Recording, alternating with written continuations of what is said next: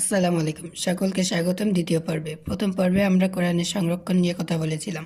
এই পর্বে আমরা কোরআনের সংকলন নিয়ে কথা বলবো, অর্থাৎ কিভাবে কোরআন গ্রন্থবদ্ধ করা হলো, কে সর্বপ্রথম কোরআন সংকলনের উদ্যোগ নেন এবং কাকে কোরআন একত্রকারী বলা হয়, এই সম্পর্কে আজকে আমরা জানব। যারা এখনও চ্যানেলটি সাবস্ক্রাইব করেনি, দ্রুত চ্যানেলটি সাবস্ক্রাইব করে দিন। ভিডিওটি না টেনে সম্পূর্ণ দেখার অনুরোধ রইল।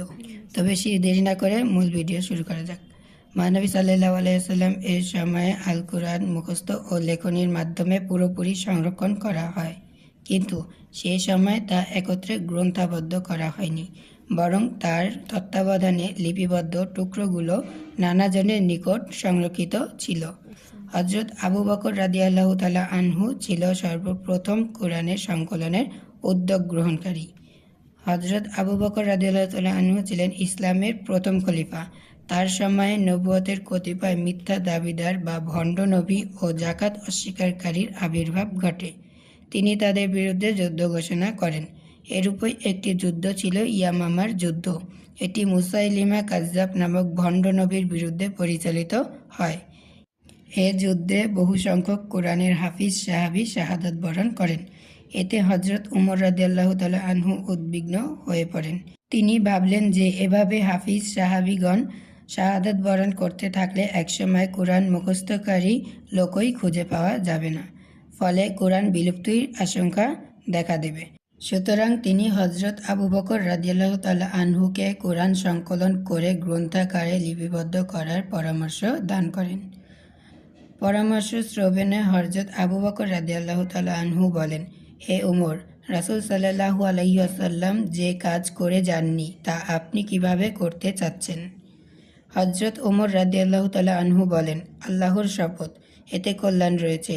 এভাবে হযরত ওমর রাদিয়াল্লাহু তাআলা আনহু বারবার অনুরোধ করায় হযরত আবু বকর রাদিয়াল্লাহু তাআলা আনহু কোরআনের সংকলনের উদ্যোগ গ্রহণ করেন।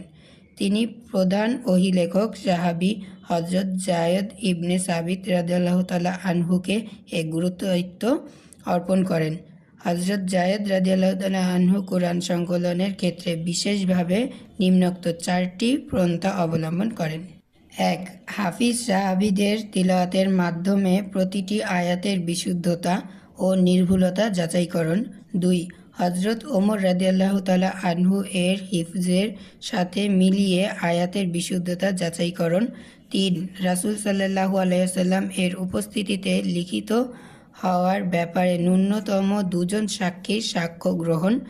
4. চূড়ান্তভাবে লিখিত আয়াতগুলো অন্যান্য সাহাবীর সংরক্ষিত পাণ্ডুলিপির সাথে তুলনা ও যাচাইকরণ। এভাবে চরম সতর্কতা অবলম্বনের মাধ্যমে হযরত যায়েদ ইবনে সাবিত রাদিয়াল্লাহু তাআলা আনহু পবিত্র কোরআন সর্বপ্রথম গ্রন্থাকারে সংকলন করেন। এটাই ছিল সর্বপ্রথম গ্রন্থাকারে লিপিবদ্ধ আল কোরআন। কোরআনের এ কপি হযরত আবু বকর রাদিয়াল্লাহু তাআলা আনহু এর নিকট সংরক্ষিত ছিল। তার ইন্তেকালের পর এটি হযরত ওমর রাদিয়াল্লাহু তাআলা আনহু এর তত্ত্বাবধানে সংরক্ষিত ছিল। হযরত ওমর রাদিয়াল্লাহু তাআলা আনহু এর শাহাদাতের পর পবিত্র কোরআনের এই পাণ্ডুলিপিটি তার কন্যা উম্মুল মুমিনিন হযরত হাফসা রাদিয়াল্লাহু তাআলা আনহু এর নিকট সংরক্ষিত ছিল। তৃতীয় খলিফা হযরত উসমান রাদিয়াল্লাহু তাআলা আনহু এর খেলাফতকালে কোরআন তিলাওয়াতের ক্ষেত্রে নানা মতানৈক্য দেখা দেয়। এর মূল কারণ ছিল বিভিন্ন গোত্রীয় রীতিতে কোরআন পাঠ। মহানবী সাল্লাল্লাহু আলাইহি ওয়াসাল্লাম সহজকরণার্থে আরবদের 7টি রীতিতে কোরআন পাঠ করার অনুমতি দিয়েছিলেন। আরবগণ এই 7টি রীতিতে পাঠের বিষয়টি জানতেন বলে প্রথম দিকে কোনো অসুবিধা হয়নি, কিন্তু ইসলামী খেলাফতের ব্যাপক বিস্তৃতির ফলে অনারবগণ মুসলমান হতে লাগলো। তারা আরবি ভাষায় এসব আঞ্চলিক রীতিসমূহ সম্পর্কে সচেতন ছিল না, ফলে ভিন্ন ভিন্ন রীতিতে কোরআন পাঠে তাদের মধ্যে বিভ্রান্তির সৃষ্টি হয়। এমনই এক ঘটনা ঘটে আর্মেনিয়ার আজারবাইজান অঞ্চলে জিহাদের সময়। এ সময় ভিন্ন রীতিতে কোরআন পাঠের মুসলমানদের মধ্যে ঝগড়ার সূত্রপাত ঘটে। হযরত হুযায়ফা ইবনে ইয়ামান রাদিয়াল্লাহু তাআলা আনহু ঘটনাটি খলিফা হযরত উসমান রাদিয়াল্লাহু তাআলা আনহুকে অবহিত করেন। এমতাবস্থায় হযরত উসমান রাদিয়াল্লাহু তাআলা আনহু প্রধান সাহাবীগণের পরামর্শক্রমে কোরআন সংকলনের জন্য 4 জন সাহাবীর একটি বোর্ড গঠন করেন। এরা ছিলেন হযরত যায়েদ ইবনে সাবিত রাদিয়াল্লাহু তাআলা আনহু, আব্দুল্লাহ ইবনে জুবাইর রাদিয়াল্লাহু তাআলা আনহু, সাঈদ ইবনে আস রাদিয়াল্লাহু তাআলা আনহু এবং আব্দুর রহমান ইবনে হারিস রাদিয়াল্লাহু তাআলা আনহু। এই বোর্ডের কর্তৃত্ব হযরত যায়েদ ইবনে সাবিত রাদিয়াল্লাহু তাআলা আনহু এর উপর ন্যস্ত করা হয়।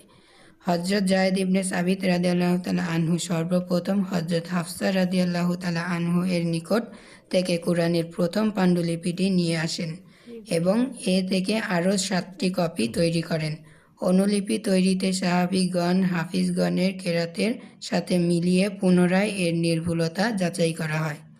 অতঃপর মূল কপিটি হযরত হাফসা রাদিয়াল্লাহু তাআলা আনহু এর নিকট ফিরিয়ে দেওয়া হয় এবং তৈরি অনুলিপিগুলোর একটি খলিফা নিকট কেন্দ্রে সংরক্ষণ করা হয় আর বাকিগুলো বিভিন্ন শাসন কেন্দ্রে পাঠিয়ে দেওয়া হয়। ফলে আল কোরআন বিকৃত ও গরমিলের হাত থেকে রক্ষা পায়। এরপর বিক্ষিপ্তভাবে রক্ষিত কপিগুলো একত্র করে তা পুড়িয়ে বিনষ্ট করে ফেলা হয়। এভাবে হযরত ওসমান রাদিয়াল্লাহু তাআলা আনহু এর প্রত্যক্ষ তত্ত্বাবধানে আল কোরআন সংকলিত হয়। এ মহান কাজের জন্য তাকে জামিউল কোরআন বা কোরআন একত্রকারী বলা হয়। কোরআনের এ সংকলনসমূহে রাসূল সাল্লাল্লাহু আলাইহি ওয়াসাল্লাম এর নির্দেশনার কোনরূপ পরিবর্তন করা হয়নি, বরং রাসূল সাল্লাল্লাহু আলাইহি ওয়াসাল্লাম যেভাবে কোনো আয়াতের পর কোন আয়াত হবে বলে গেছেন সেভাবেই সংকলন করা হয়। এভাবে সূরাসমূহের রাসূল সাল্লাল্লাহু আলাইহি ওয়াসাল্লাম বর্ণিত ধারাবাহিকতা রক্ষা করে সাজানো হয়। বস্তুত আল্লাহ তাআলাই রাসূল সাল্লাল্লাহু আলাইহি ওয়াসাল্লামকে এরূপ ধারাবাহিকতা শিক্ষা দিয়েছিলেন। জিবরাইল আলাইহিস সালাম যখনই কোনো আয়াত নিয়ে আসতেন তখনই ওই আয়াত কোন সূরার কোথায় স্থাপন করতে হবে তা বলে দিতেন। সে অনুযায়ী রাসূল সাল্লাল্লাহু আলাইহি ওয়াসাল্লাম ও সাহাবীগণের দ্বারা লিখিয়ে নিতেন। পবিত্র কোরআনের পাণ্ডুলিপি তৈরিতে এ বিষয়টি অত্যন্ত গুরুত্বের সহকারে বিবেচনা করা হয়। ফলে লাউহে মাহফুজে যেভাবে কোরআন বিন্যস্ত রয়েছে বর্তমান কোরআন মজিদও ঠিক সে বিন্যাসেই বিদ্যমান রয়েছে। হযরত ওসমান রাদিয়াল্লাহু তাআলা আনহু এর সময়ে তৈরিকৃত কোরআনের পাণ্ডুলিপি হরকত বা স্বরচিহ্ন ছিল না। ফলে অনারব মুসলমানগণ কোরআন তেলাওয়াতে বেশ অসুবিধার সম্মুখীন হন। ইরাকের উমাইয়া বংশীয় শাসনকর্তা হাজ্জাজ ইবনে ইউসুফ পবিত্র কোরআনের হরকত সংশোধন করে এই অসুবিধা দূর করেন।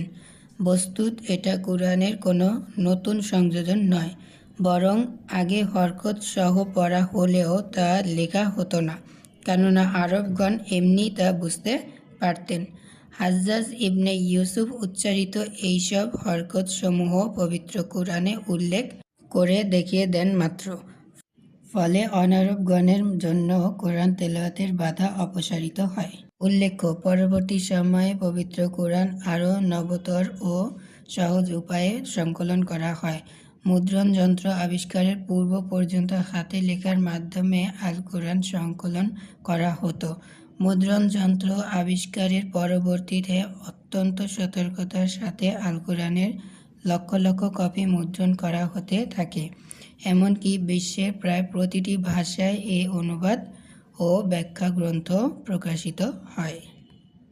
আজকের ভিডিওটি এই পর্যন্তই ছিল। ভিডিও থেকে যদি কিছু শিখে থাকেন তাহলে লাইক ও কমেন্ট করবেন, অবশ্যই চ্যানেলটি সাবস্ক্রাইব করে দিবেন। সবাই সুস্থ থাকবেন, ভালো থাকবেন। পরবর্তী ভিডিও দেখার আমন্ত্রণ জানিয়ে বিদায় নিচ্ছি। আসসালামু আলাইকুম।